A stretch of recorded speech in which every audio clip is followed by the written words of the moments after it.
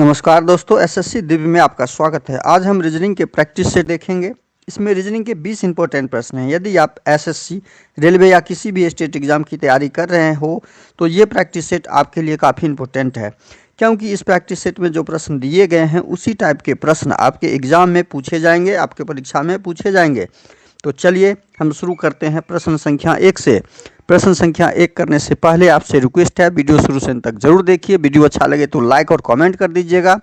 Channel पे नए आए हैं तो प्लीज़ चैनल को सब्सक्राइब कर लीजिए और बेल आइकन को ऑल सेट पे जरूर डाल दीजिएगा। प्रश्न है आपके सामने, क्वेश्चन नंबर 1 है आपके सामने में। देखिए क्वेश्चन नंबर 1 में है, पोशाक दर्जी का संबंध स्थापित करते हुए, पोशाक का दर्जी के साथ क्या संबंध है वो स्थापित करते हुए हमें प्रश्नवाचक चिन्ह का बढ़ई के साथ क्या संबंध है वो ज्ञात करनी है। तो वो ज्ञात करने के लिए पोशाक के बारे में हम लोग जानते हैं कि दर्जी पोशाक का निर्माण करता है। दर्जी क्या करता है? पोशाक का निर्माण करता है। इसके साथ यही पैटर्न और संबंध है यहाँ पे। तो बढ़ई क्या करता है? लकड़ी का काम करता है। बहुत आदमी लकड़ी लगाते हैं, बहुत विद्यार्थी, बहुत दोस्तों देखिए लकड़ी आप लोग जरूर पहले फर्स्ट आंसर आपका दिमाग में आया होगा, लेकिन ये लकड़ी का काम बढ़ई तो करता है, लेकिन बढ़ई का जैसे पोशाक कपड़े का काम करता है दर्जी, नहीं पोशाक बनाने का, उसी प्रकार फर्नीचर बनाने का काम करता है बढ़ई। तो हमारा सही आंसर हो जाएगा ऑप्शन 2 क्वेश्चन नंबर 1 का। अगला प्रश्न है क्वेश्चन नंबर 2। 100 को 121 के साथ संबंध स्थापित करते हुए 144 का संबंध स्थापित कर हमें प्रश्नवाचक चिन्ह का क्या आंसर आएगा वो ढूंढना है। अब देखिए 100 में यदि हम 21 जोड़ते हैं तो 121 हो जाता है। क्या 100 में 100 जोड़ते हैं तो हमारा 121 हो जाता है। क्या 144 में यदि हम 21 जोड़े तो हमारा आंसर आएगा? नहीं आएगा, हमारा आंसर ये नहीं आएगा। तो ये फर्स्ट टाइम जो आपके दिमाग में एग्जाम में आएगा वो पैटर्न यहाँ पे वर्क नहीं किया। अब दूसरा पैटर्न देखते हैं। दूसरा पैटर्न क्या है कि 100 क्या है? 110 का वर्ग है। 10 का वर्ग बन करके 100 बनाया गया और अगली 111 संख्या इसी 10 के वर्ग में एक जोड़ के बनाया गया है, जो 10 में एक जोड़ के बनाया गया। 11 का स्क्वायर और 11 का स्क्वायर 121 होता है। तो इसी 11 के स्क्वायर में 11 में एक जोड़ के फिर हम 144 का निर्माण किए हैं, जो 12 का स्क्वायर हो जाता है।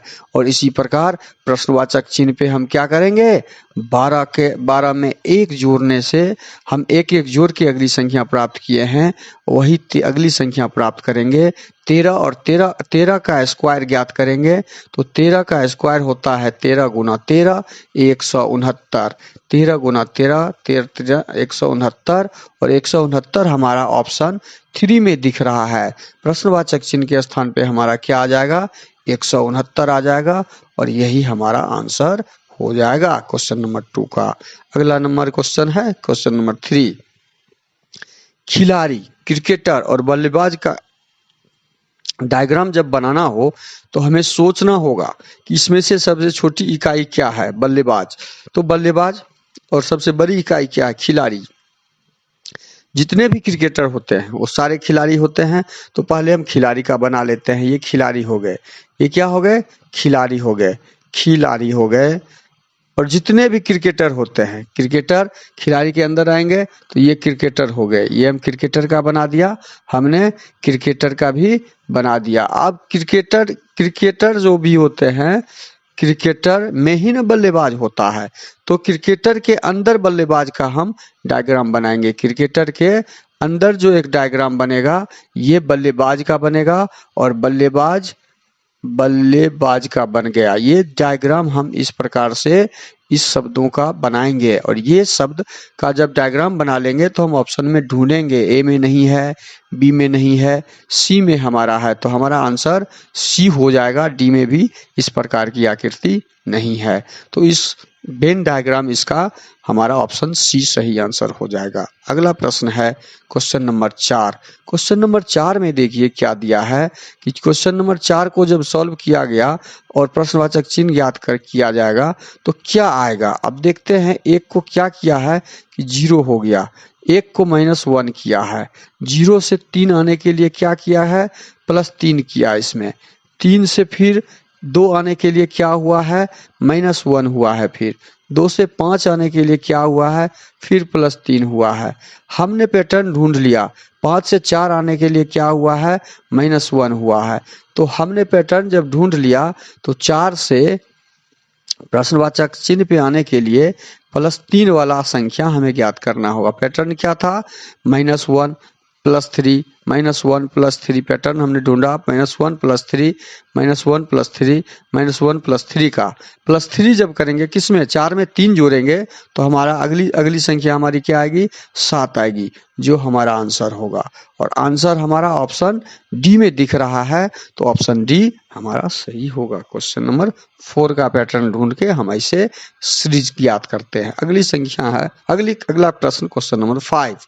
क्वेश्चन नंबर 5 में क्या दिया है, ये जो दिया हुआ है सीरीज में प्रश्नवाचक चिन्ह के स्थान पे क्या आएगा वो ज्ञात करना है। अब देखिए सीरीज में क्या है, ए को जी में कन्वर्ट किया, तो ए 1 नंबर पे होता है, जी में कितना जोड़ेंगे, 6 जोड़ेंगे, 6 प्लस करेंगे, 6 प्लस जी में से फिर एम कन्वर्ट हुआ, जी में भी 6 प्लस हुआ है, 7 में 6 जोड़े तो 13 हो गया। तो 13 में जब कितना जोड़े, ये 26 हो गया। 13 को पहले यहाँ प्रश्नवाचक चिन्ह में 6 जोड़ने से हम लाना होंगे, 13 6 19, 19 का मतलब है एस, 19 का मतलब एस होगा। यहाँ पे पहली लेटर एस आएगा प्रश्नवाचक चिन्ह के स्थान पे। अब दूसरा पैटर्न ढूंढते हैं। अच्छा, एस के जगह पे हम एस में यदि 6 जोड़ते हैं तो एस 19 होता है, 1925 हो गया, वाई यहाँ पे 25 हो गया, ठीक है। यहाँ भी +6 का पैटर्न है। अब अगला देखते हैं कि जेड के साथ क्या संबंध है। जेड के साथ संबंध निकालने के लिए जेड को क्या किया है, टी में कन्वर्ट किया। इस जेड को टी में कन्वर्ट किया है, तो टी में कन्वर्ट किया, जेड होता है 26 नंबर, और 26 में से 6 घटाया गया, 26 में 6 घटा तो 20 हो गया, 26 में 6 घटा तो 20 हो गया। T20 पे होता है, T20 जेड 26 और M 14 होता है, M क्या होता है 14। अब 20 में से फिर हम 6 घटाएंगे, 20 में से 6 घटाएंगे तो हमारा 14 हो जाएगा, -6। तो हमने क्या पाया पैटर्न कि पहली अक्षर +6 का पैटर्न लगा हुआ है और दूसरा -6 का लगा हुआ है। तो अब 14 में से हम -6 करेंगे तो क्या आ जाएगा, 14 में से 6 गया तो 8 हो जाएगा, और 8 होता है कहाँ पर, H पर। तो हमारा आंसर SH हो जाएगा, जो निकल चुका है SH, और SH ऑप्शन सी में है, ऑप्शन सी हमारा सही हो जाएगा। इस प्रकार इसमें जो पैटर्न लगा हुआ था +6 -6 +6 -6 का पैटर्न लगा हुआ था। यदि इसको फिर से फ्रेश करेंगे, आप साफ से कीजिएगा, तो AZ GT MN प्रश्नवाचक चिन्ह और YB, ये +6 ले गया और ये -6 ले गया, ये +6 और ये -6, यही पैटर्न लगा हुआ था सारे अक्षरों के बीच में। अगला प्रश्न है क्वेश्चन नंबर 6। यदि कम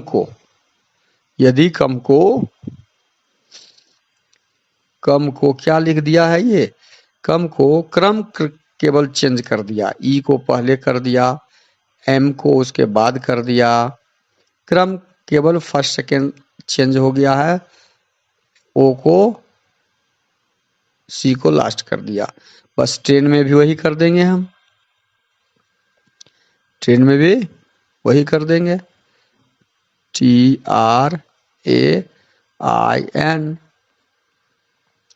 N को शुरू में, I को उसके बाद, A को उसके, R को उसके बाद, T को उसके बाद, जो हमारा ऑप्शन सी में दिख रहा है। तो इस प्रश्न का सही आंसर ऑप्शन सी हो जाएगा। अगला प्रश्न है क्वेश्चन नंबर 7। सभी कौवे पक्षी हैं। इस प्रकार के प्रश्न आपके एग्जाम में बहुत पूछे जाते हैं। तो सभी कौवे पक्षी हैं। पहले हम क्या करेंगे, सभी वाले जितने भी हैं उसका डायग्राम बनाएंगे। ये पक्षी हो गया, ये पक्षी का हम डायग्राम बना लिया। और सभी पक्षी क्या हैं, कौवे हैं। तो सभी पक्षी जो भी हैं कौवे हैं, कौवा बीच में आ जाएगा। कौवा, सभी कौवा पक्षी है। कौवा से जितना भी कौवा है सब पक्षी के अंदर आ गया। सभी जैसे होगा वो उसके अंदर डायग्राम बनेगा। सभी मोर कौवे हैं। अब देखिए क्या है, सभी मोर, जितने भी मोर हैं वो कौवे हैं। तो कौवे के अंदर मोर का डायग्राम बनेगा। अब जो हम डायग्राम बनाएंगे, कौवे के अंदर डायग्राम बनेगा। ये आपका कौवा का डायग्राम बना और इसके अंदर बन जाएगा मोर का डायग्राम। ये मोर हो गया और ये कौवा हो गया। ये डायग्राम हमारा बनेगा। अब इस डायग्राम में निष्कर्षण 1 को पढ़ना है। देखिए निष्कर्षण 1 में दिया है सभी मोर पक्षी हैं। जितने भी मोर हैं वो सारे पक्षी हैं। तो इस डायग्राम को हम ऐसे करेंगे, हम जो दिया हुआ है उसको और जिसको पाना है उसकी तरफ जाएंगे।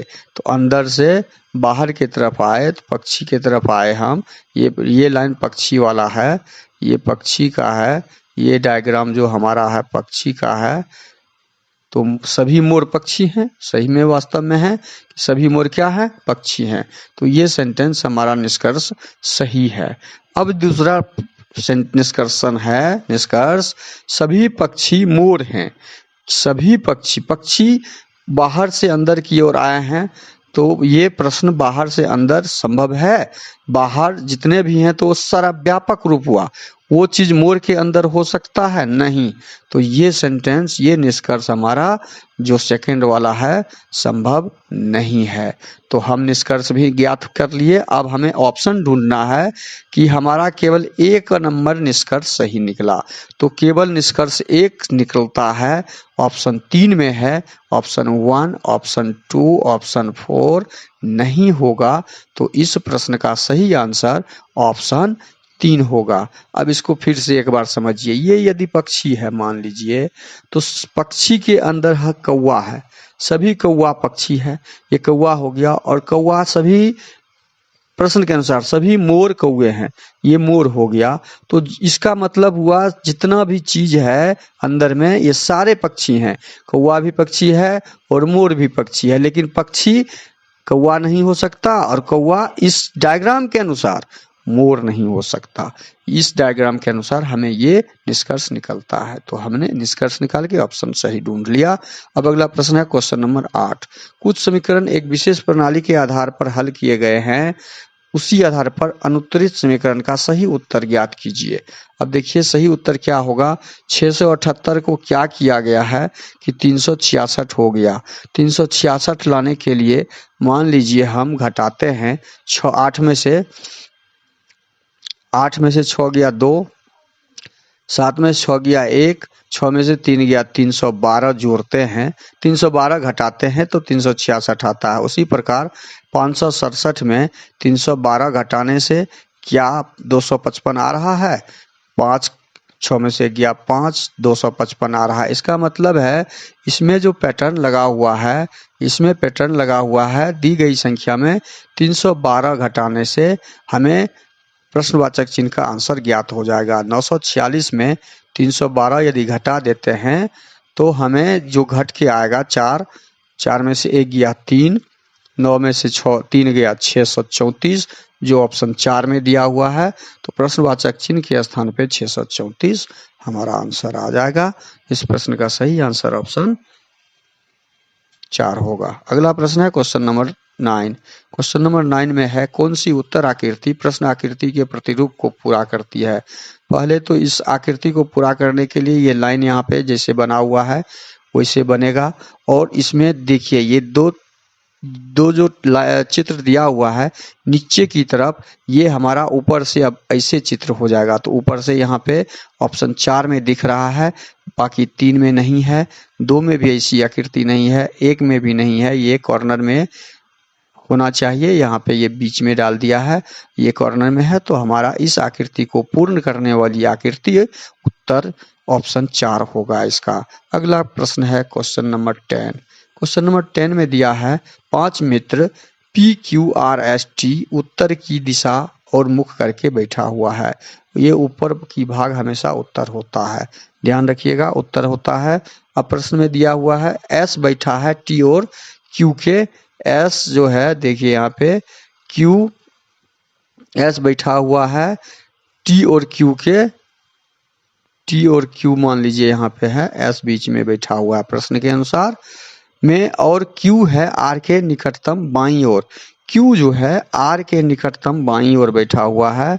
Q कहाँ पे बैठा हुआ है? R इधर यदि बैठा हुआ है तो R का बायां ये हो जाएगा, बाईं ओर Q बैठा हुआ है। अब है निकटतम बाईं ओर, P है T के निकटतम। P कहाँ पे बैठा हुआ है? P T के निकटतम बाईं ओर, T का निकटतम बाईं ये हो गया, और तब इसके अनुसार प्रश्न P यहाँ बैठा होगा, और बीच में कौन बैठा हुआ प्रश्न हमें पूछना। हमने सब पांचों आदमी को बैठा दिया। देखिए पांचों आदमी जब बैठ गया तो दोनों तरफ से हम काउंट करेंगे तो बीच में हमारा S बैठा हुआ दिखेगा। इधर से 2 आदमी बैठ गए, इधर से 2 आदमी, तो 2 2 4, पांचवा बीच में बैठा हुआ है। तो इस प्रश्न का सही आंसर हो जाएगा ऑप्शन ए। प्रश्न में हमेशा समझिए, प्रश्न को बैठाते समय ये 2 तरीके से इसको हम लिख सकते थे। एक तो S बैठा है T और Q के बीच में, तो इसका एक डायग्राम ऐसा बनता, S तो बैठा हुआ है, T Q इधर भी हो सकता था, T इधर भी हो सकता था, लेकिन अगला सेंटेंस पढ़ने के बाद जो सेंटेंस इसको रिलेटेड करता वो उस डायग्राम को हम आगे लेके चलते। ये डायग्राम आगे नहीं चलेगा, इसलिए हमने इस डायग्राम का उपयोग किया। उत्तर हमारा ऑप्शन 1 निकला। अगला प्रश्न आपका है क्वेश्चन नंबर 11। कितने रैपर पेन नहीं है? पेन नहीं है पहले जो है, देखिए ये वृत्त जो है पेन है, तो पेन नहीं है, काट दीजिए। प्रश्न में दिया हुआ है, पेन हमें नहीं लेना है, पूरा वृत्त हटा दिए। अब जो भाग बचा उस भाग में देखना है कि कितने रैपर पेन नहीं है। जो बचा रैपर को ज्ञात करना है, तो रैपर हमारा यहाँ पे 6 दिख रहा है, और एक रैपर, ये भी रैपर का एरिया है पूरा, ये रैपर का एरिया है, और ये 12 दिख रहा है। ये रैपर का एरिया नहीं है, ये हमारा टायर का एरिया है, और ये 12 रैपर और टायर दोनों था। चूंकि रैपर हमें पूछा है, टायर छोड़ के नहीं बोला गया है, तो रैपर भी है इसमें, टायर भी है, हम तो ये भी लेंगे। इसका मतलब हुआ 6 जोड़ 12 बराबर 18। 18 रैपर हैं जो हमारे ऑप्शन सी में दिया हुआ है। अगला प्रश्न है क्वेश्चन नंबर 12। दी गई आकृति में त्रिभुज की संख्या बताना है। जब इस तरह की आकृति हो तो आकृति के खंड को हम लिख लेते हैं 5 खंड, इसमें 1 2 3 4 5 खंड, इसमें 1 2 3 4 5 खंड, इसमें 1 2 3 4 5 खंड, इसमें 5 खंडों को जोड़ लेंगे। 5 4 9 3 12 13 14 1 15, ये 15 तो ये भी 15, ये भी 15 तो ये भी 15, और सबको जोड़ने से हमें क्या प्राप्त हो रहा है? 15 चौके 60। हमारा कुल त्रिभुज की संख्या 60 हो जाएगा, जो ऑप्शन डी में दिया हुआ है, तो हमारा ऑप्शन डी सही हो जाएगा। अगला प्रश्न है क्वेश्चन नंबर 13। सही दर्पण प्रतिबिंब का चयन करें। अब देखिए सही प्रतिबिंब जब करेंगे तो ए हमारा ऐसे हो जाएगा, यहां से शुरू होगा, एल उल्टा हो जाएगा, ई उल्टा हो जाएगा, ई उल्टा हो जाएगा। अब ये उल्टा वाला कहाँ कहाँ पर है? यहाँ पे आर दे दिया है, ई के बाद ई, यहाँ ई होता तो आर दे दिया, ऑप्शन ए यहाँ ही खत्म हो गया। ऑप्शन बी में भी हमारा ई दिया है, आर दिया है, डी एम, देखिए यहाँ पे एम सीधा कर दिया, और यहाँ पे ये एम उल्टा है, हमारा एम यहाँ पे उल्टा होगा, यहाँ पे एम सीधा दे दिया है, तो उल्टा एम वाला मतलब एम जो हमारा होगा ऐसे वाला होगा, जो ऑप्शन डी में दिया हुआ है। बी भी नहीं होगा, सी भी नहीं होगा। अगला प्रश्न है क्वेश्चन नंबर 14। निम्नलिखित प्रश्न श्रृंखला में प्रश्नवाचक चिन्ह के स्थान पर कौन सा अक्षर आएगा? यहाँ पे कौन सा आएगा?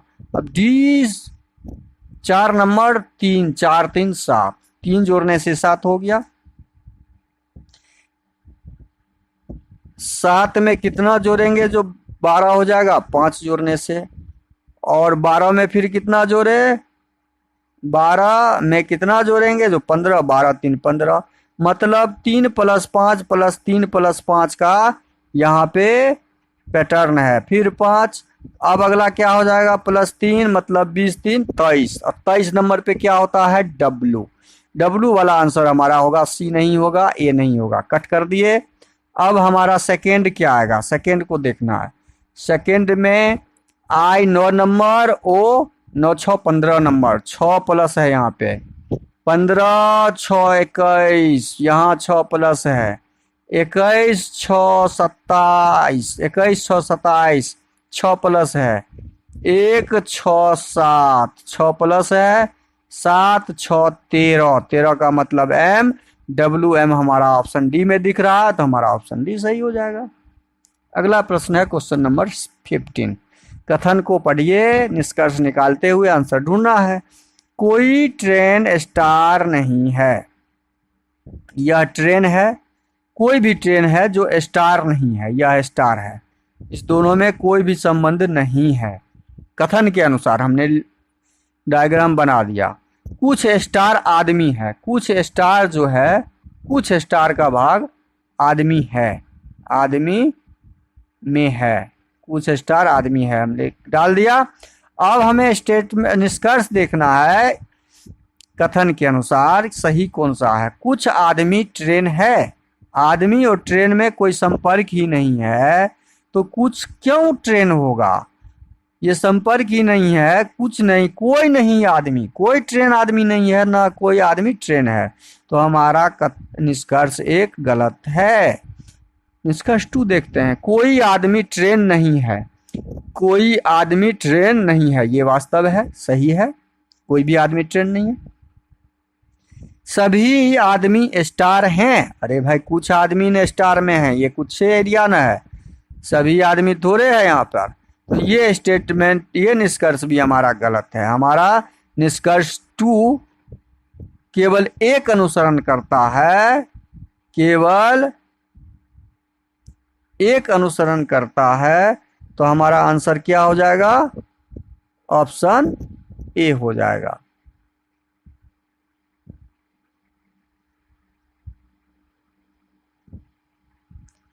अगला प्रश्न है क्वेश्चन नंबर 16। दी गई आकृति में कितने वर्ग हैं? अब देखिए, वर्ग जब ज्ञात करना हो तो रॉ कॉलम हम पहले डाल देते हैं। जब कॉलम रॉ बराबर ना हो तो हम क्या करेंगे? बड़े रॉ कॉलम को गुना करेंगे, तो 3 गुना 4 या 12, 2 गुना 3, 2 गुना 3 6, 1 गुना 2, 1 गुना 2 बराबर 2, और सबको जोड़ देंगे, 6 2 8, 2 10 20, यही हमारा कुल वर्गों की संख्या हो जाएगा, जो ऑप्शन सी में दिया हुआ है। इस प्रश्न का सही आंसर क्या हो जाएगा? ऑप्शन सी हो जाएगा। अगला प्रश्न है क्वेश्चन नंबर 17।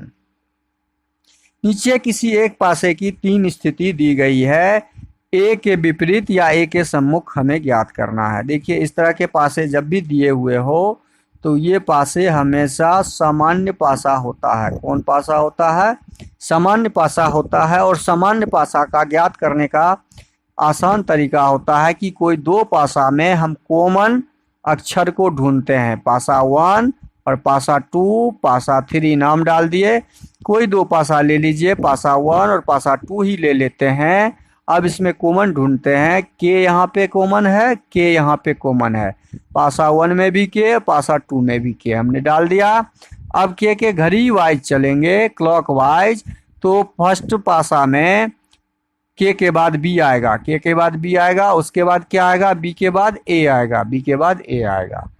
अब हम सेकेंड पासा में क्लॉक वाइज चलेंगे, के बाद यहाँ पे एम आएगा, और एम के बाद यहाँ पे एच आ जाएगा। हमें प्रश्न में क्या ढूंढना था? ए के सम्मुख। प्रश्न में हमें ढूंढना था कि ए के सम्मुख, तो ए के सम्मुख हमारा एच है। ए के सम्मुख में कौन सा अक्षर है तो एच है, तो हमारा आंसर क्या हो जाएगा? ऑप्शन सी, एच हो जाएगा। अगला प्रश्न है क्वेश्चन नंबर 18। क्वेश्चन नंबर 18 को सही से देखिएगा।